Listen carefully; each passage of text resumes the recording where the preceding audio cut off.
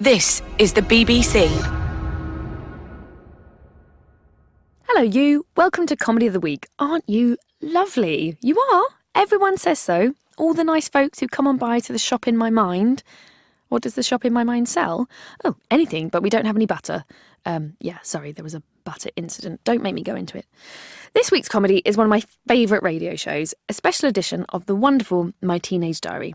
And why is this a special edition? Well, people who live in the shop in my mind, because this week's guest is Ian Rankin. Yes, actual detective creating, book writing, Scottish word hounder, Ian Rankin. Did you keep a diary when you were a teenager? I did. Of course I did. I'm a needy performer. My teenage diary was mainly spent worrying that people would use the film French Kiss, starring 90s heartthrob Kevin Kline, to mock me that I hadn't French kissed anyone yet. But they didn't, as they mostly didn't notice me or care. Also, one large bottle of Archers and a drunk Martin Thompson took care of that. Anyway, put your Keanu Reeves poster back up on the wall, get your NKOTB t-shirt on, and crank up the nostalgia all the way to puberty as we enjoy My Teenage Diary, the Ian Rankin special.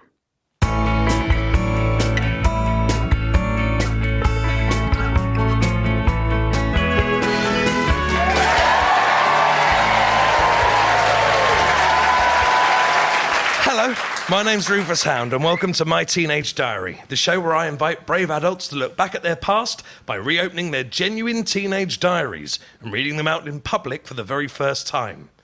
Will they be shocked to relive the traumas of their adolescence? Will the experience bring them a smile of pleasure or a wince of regret? My guest tonight is one of the UK's best-selling authors. He's sold 20 million books worldwide and been given an OBE for services to literature. 2017 marks the 30th anniversary of his most famous creation, the legendary Inspector John Rebus. That's what our guest is like now, but we're about to find out what he was like way back then. Ladies and gentlemen, please welcome Ian Rankin.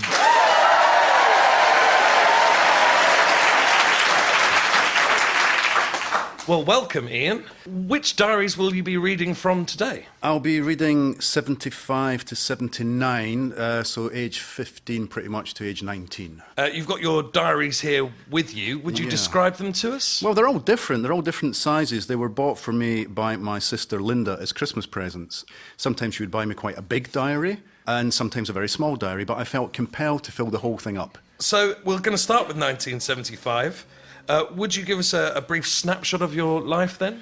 Well, 1975, I was a teenager. I was living in Cardenden, which was a coal mining village in Fife, going to school in Cowdenbeath, which was a couple of towns away. A very close-knit community. My auntie and uncle lived 2 doors away, another an auntie and uncle over the back fence. It was a hard place to have secrets. And my diary became my secret self. Right. Well, it's 1975.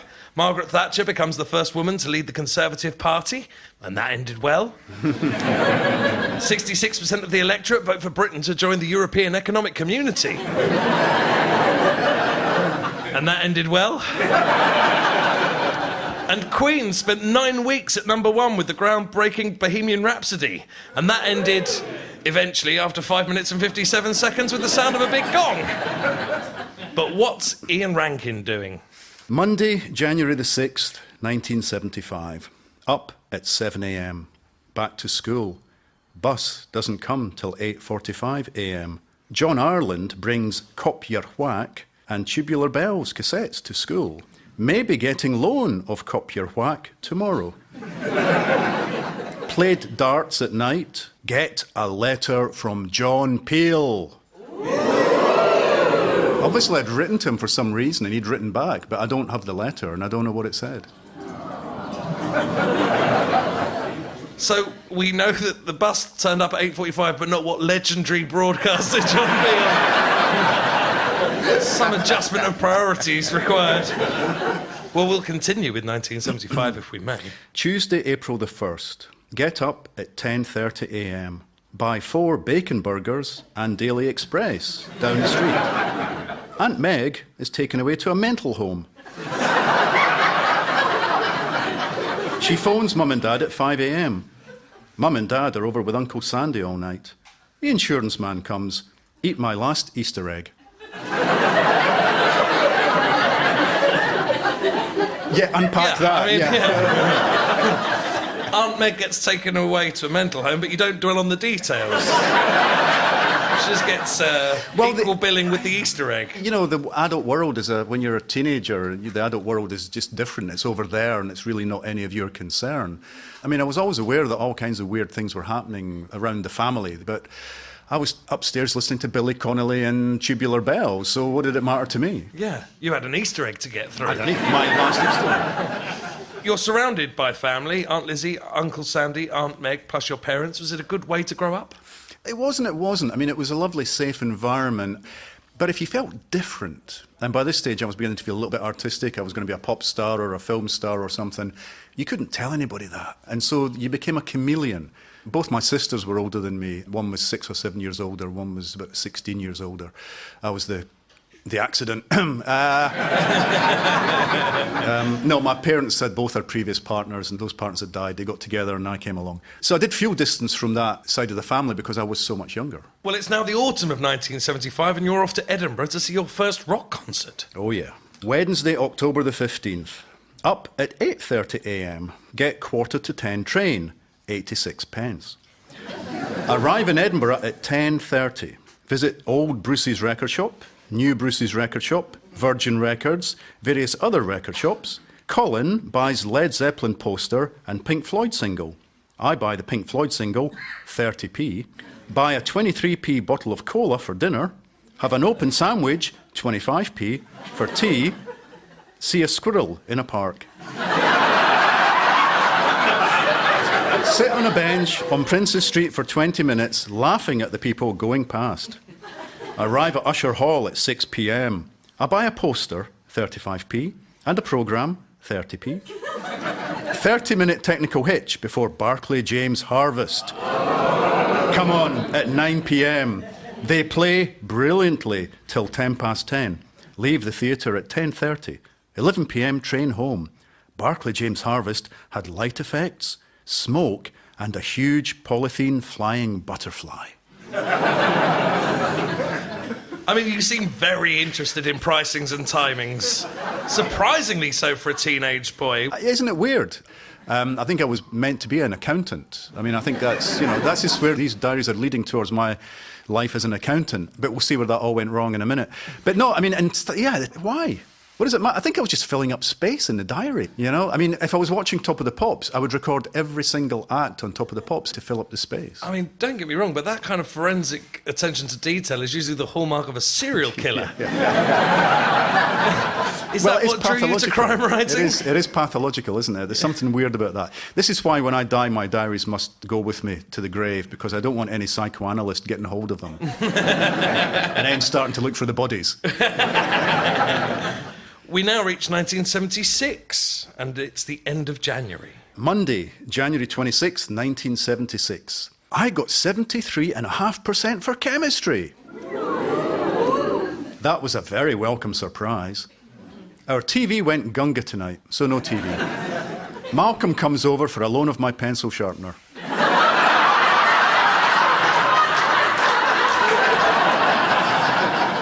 All is chaos.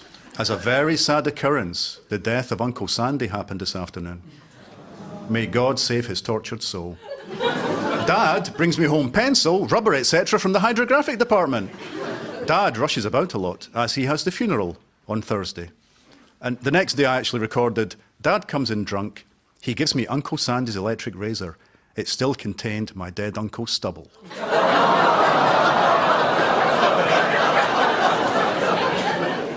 Uncle Sandy's death has equal billing with Malcolm's visit to borrow a pencil sharpener. You seem pretty detached. Well, I wonder about that. I mean, this was happening in the adult world, and I didn't feel really part of that world. Death was stuff that happened to older people and other people. And I mean, Uncle Sandy, he lived over the back fence from us. I would go and visit him and Aunt Meg, his wife, who we last heard of in the asylum. She was eventually released from there. But they were just such a different generation. It just seemed like, people went out to work and came home and ate their dinner and went to bed. And meantime, I was thinking I was going to be the lead singer in Barclay James Harvest once, in the future. And my world was very different from their world. And I did feel detached from it. Did you ever use Uncle Sandy's razor? I cleaned it quite thoroughly beforehand, but yeah, I did. Yeah, I did. Yeah, it was my first electric razor. My first and last, actually. I didn't like it. I used to pull at the little bristles. Yeah. We'll skip forwards now to the sizzling heatwave of 1976 and the start of a new school term. You're now 16. Monday, August 2nd. Got my O grade results. 4 A's, 3 B's, and 1 solitary C. Friday, October 29th.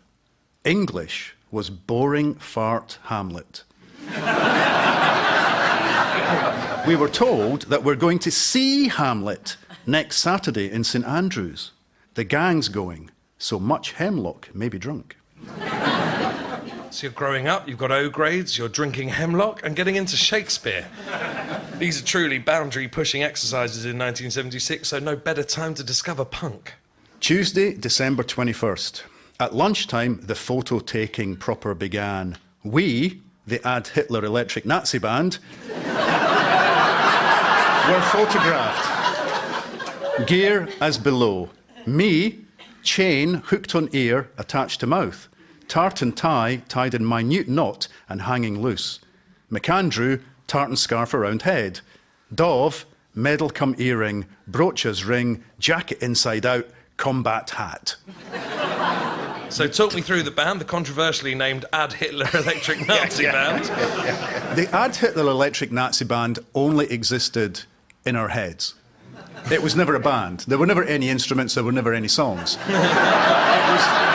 It was more of a concept. It's quite early to have got into punk. How had punk popped into your bubble? I think it was the music press. You know, all the music newspapers, Sounds, NME, Melody Maker that I used to read, suddenly they were full of punk. And I went, what is this strange new world? So there were bands starting to come through. And at our school, we had Stuart Adamson, who was the guitarist in The Skids. He was 2 years above me at Beath High School. So you can't have been entirely alone with your artistic intentions? I don't know. It felt like it. It felt like I was the only living writer in Carden Den, which I probably was at that time. It wasn't really till I got to university that things started to perk up, and I did start to meet people who wanted to do all this stuff. But no, we had these lovely dreams of being in bands, but we had no idea how to go about it. And the lovely thing about punk was it said that doesn't matter. If you had a cassette player in your room, you could be a punk. You could just sing into your cassette player and send it off to John Peel, perhaps. And he'd write back. And then you'd forget what he said, yeah. I mean, I did have a band that existed on paper, and I would design their album sleeves and things. They were called the Amoebas, and they'd been around for a while by this stage. I invented them when I was about 14, and they were just a pop group, like Slade or T-Rex, but they eventually became a prog band with 25-minute drum solos, and then became a punk band when punk came along. They were very malleable. Yeah. The idea then that you'd created bands, but you designed the album covers and the sleeves and all of that. There's something about controlling what that is. I mean, all of this is really just an extension of what all children do. All of us, when we were children, had these extraordinary active fantasy lives, these creative inner lives. We'd be playing with our imaginary friends, having role-playing games, play with toys, dolls, whatever. We'd be making stuff up, making up a world over which we had complete control. We were getting to play God. And getting to have adventures which took us out of the fairly mundane existence most of us grew up in. And that was all very important to me. And as a novelist, that's still what I do. I'm playing God. I get control, I get power of life and death over all my characters. And that's quite therapeutic. You know, because if I walk out of this theatre tonight and someone nearly runs me over and they're going, and road rage and stuff, I can just go home and kill them. You know, on paper. I really hope this interview goes well now. Well, let's continue on. July 28th, 1977. I phoned Mum for my higher results. Economics, C. Bad. Very bad considering. Maths, B. Bad. Very, very bad. Geography, A. That is good. That is very good. English, A. That is very good. So, I'm on my way to university. Monday, August 1st. This is a bad news thing I see in economics. It has deflated my opinion of myself as an economist.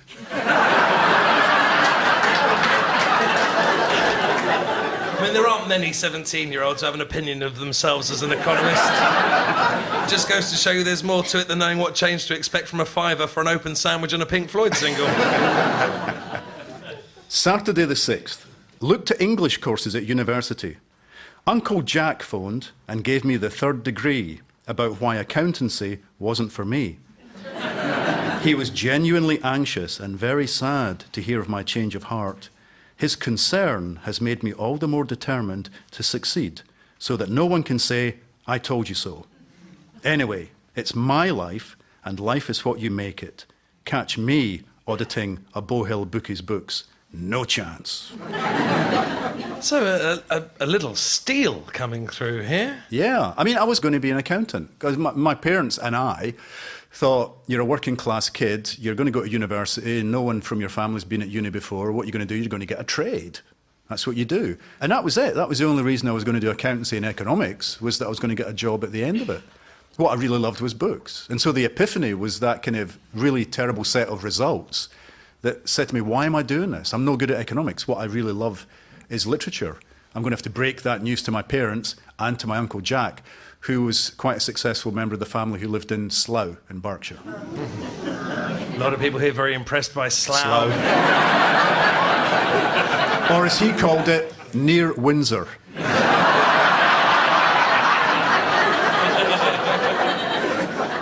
We'll continue.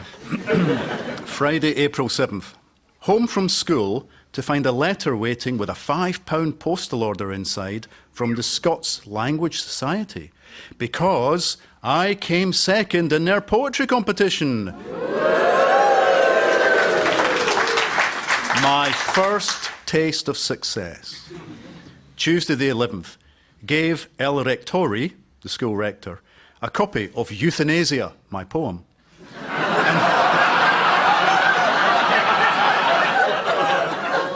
And he says he wants to see me tomorrow. Found out about another poetry competition and started writing a poem for it. You've got your first paid writing gig, so this must have been something of an affirmation. It was phenomenal. It was a kind of notice that went around the school saying a poetry competition has to be written in Scots language. And I thought, well, I've been writing all these song lyrics, I could write a poem. And so I wrote a poem called Euthanasia, because I was a happy, cheery soul at the time. Various elderly members of my family thought it was based on them, but... Have your parents forgiven you by this point for not becoming an accountant? I don't know. I don't know if they ever really got over it. I mean, you know, they said to me, well, if you're going to study English, what kind of job are you going to get? And all I could think was teach. But really, I think by that stage, what I knew I wanted to do was be a writer. Well, let's continue on with September 23rd. Saturday, September 23rd. Went to Edinburgh with George McAndrew. Went to the Bonaccord guest house, but no one was home. Tried another address, a motel, and the man was very pleasant, not strict. Double room available. We took it. Reassured, this isn't for what you think, by the way. Double room available, we took it. Reassured, we toured the record shops. Thursday, October the 5th. Went to the university library to join. Phoned mum and dad to wish mum a happy birthday. She didn't sound very great. Sunday the 8th. Tomorrow I can cash my grant cheque. Tomorrow is my first day at university. Tomorrow I go to see Hawkwind. Well, not many teenagers nowadays go off to university on their own with no room in halls and end up living in a motel. What had happened was that the Hall of Residence at Edinburgh said, look, we're full. We are only able to take people from a certain distance away, and because your home is 30 miles away or under from Edinburgh, you should be staying at home and just travelling in every day. And I said, well, I don't want that. So my friend George, who was going to go to art college, we said, well, let's just go and find a room somewhere. We stayed for about 3-4 months at this motel, sharing a room, and then we got a room in a flat and still sharing, and a room in another flat, still sharing a room. I think by this stage people probably were talking, although George definitely had a girlfriend by that stage, which was a bit awkward, but anyway, let's move on. But no, yeah, we just thought this is what we do, you know, and the motel was lovely. It was full of kind of kids our age who were away from home for the first time, and it was a long way out of town. It was in quite a rough neighbourhood. There was a bar next door called the University Arms. It was nowhere near Edinburgh University. I went in one night, the place was empty. I said to the barman, why is it called the University Arms? He said, if any students come in here, we tear their arms off.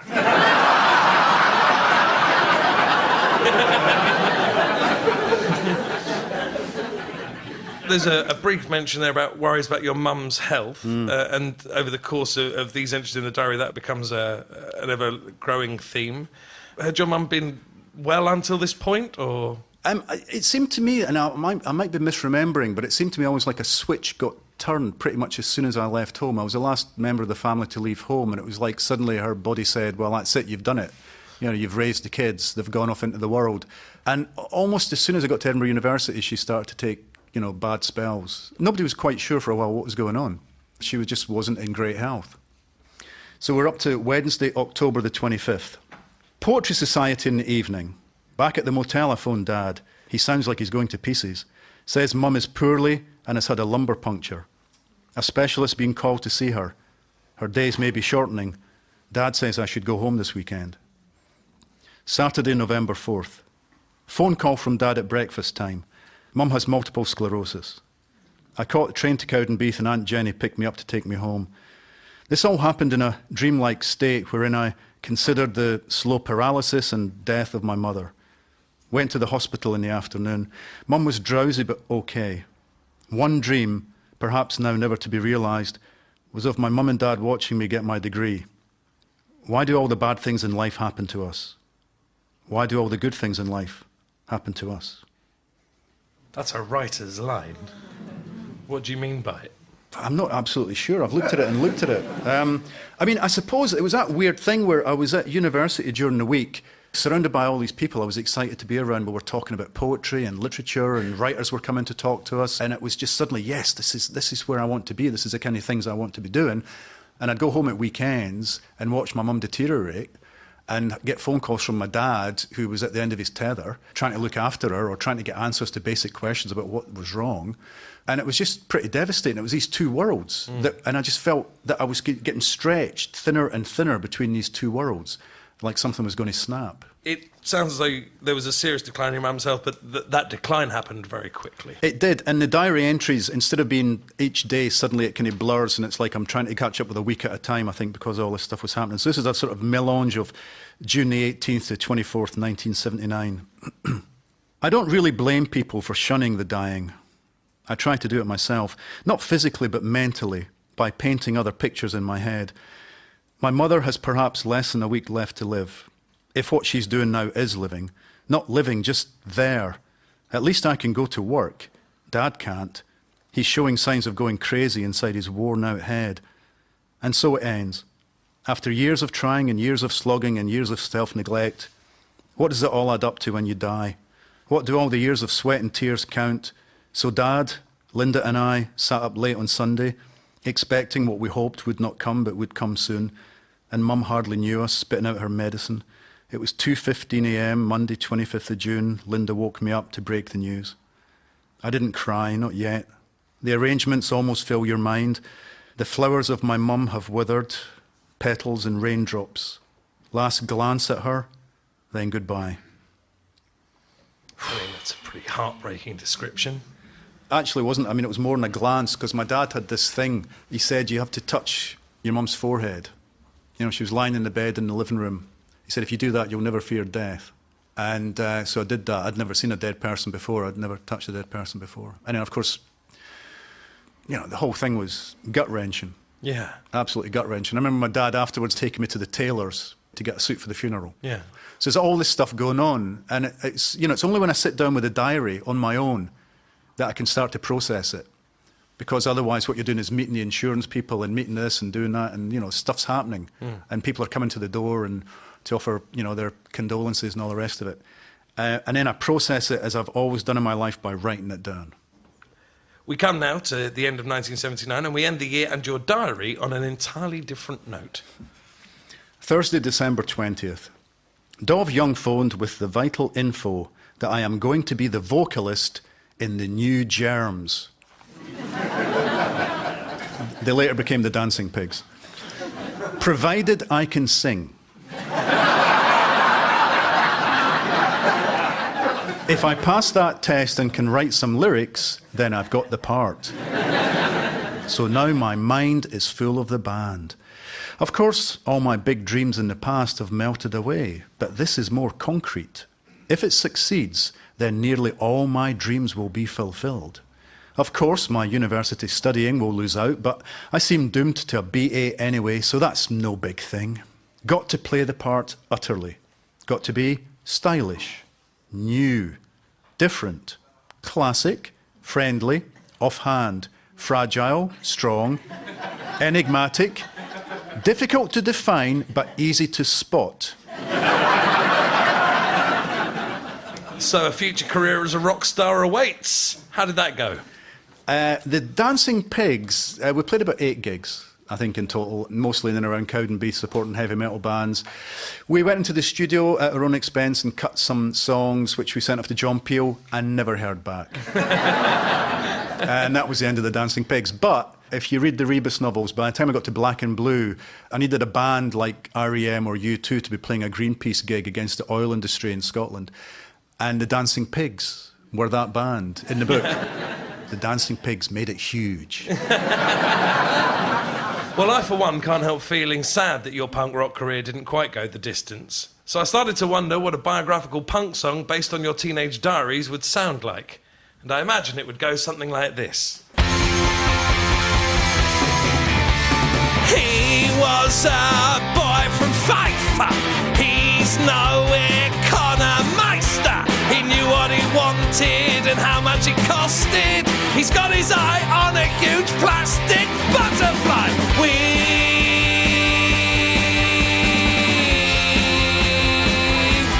read his diary.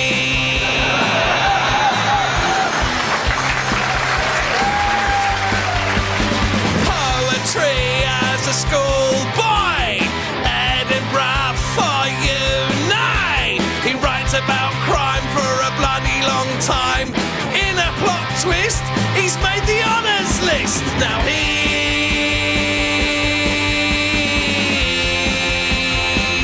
got an OBE. Now I wanna be Rankin.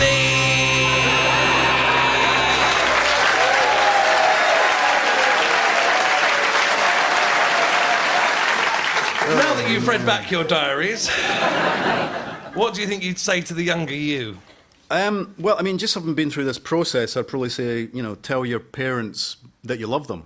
Because we weren't that kind of family where we weren't tactile. I don't remember much kissing, hugging, a manly handshake, perhaps. So, do more of that. What do you think the younger you would say back? Something like as if. I was far too interested in the Ad Hitler Electric Nazi Band and hating Hamlet. Has this been cathartic in any way? It really has. I mean, not all of us keep a diary, and maybe we all should, because it's very interesting to go back to your past life and go, this is how I start to become who I am now. We think of life as a river flowing, without break, continuously. But it's a bit more stuttering than that. There are kind of moments where your life can change extraordinarily depending on what route you take. The Ian who goes, oh, I'm not very good at economics, therefore I'm going to go and do English. That was a moment that changed my whole life. And there were a lot of those moments in my diary. So it was very cathartic, and still is. Even talking about it right now to you is proving so. We always ask our guests to choose a song which sums up their teenage years to play us out. So what have you chosen and why? Well, despite your best efforts at punk, I have I've gone back to Barclay James Harvest, because you need to hear them, Rufus. You need to hear them. So we're going to hear Mockingbird by Barclay James Harvest. Well, look, thank you very much indeed. Ladies and gentlemen, Ian Rankin. My Teenage Diary is a Talkback production for BBC Radio 4. It was presented by me, Rufus Hound, and starred guest Ian Rankin. The producer was Harriet Jane. Singing songs in the trees. That was the Ian Rankin special of My Teenage Diary. I love that programme. It's such a brilliantly simple idea and so lovely to listen to.